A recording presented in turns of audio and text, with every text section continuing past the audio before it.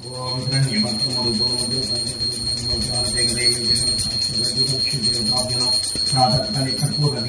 दर्शयामि धीरायणानन्तरं मुखे शुद्ध आचमनीयं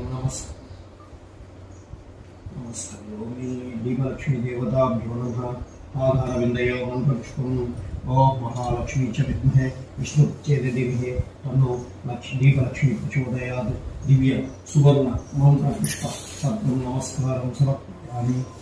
ओम विष्णुलक्ष्मी देवताभ्यो नमः पुनः पूजां च करिष्ये चक्रमाचार्यामि च दर्पणदर्शनं च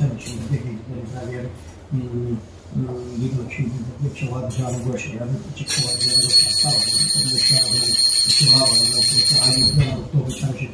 पूजां समर्पयामि। दीपलक्ष्मी देवताभ्यो नमः प्रार्थनापूर्वक नमस्कारं समर्पयामि।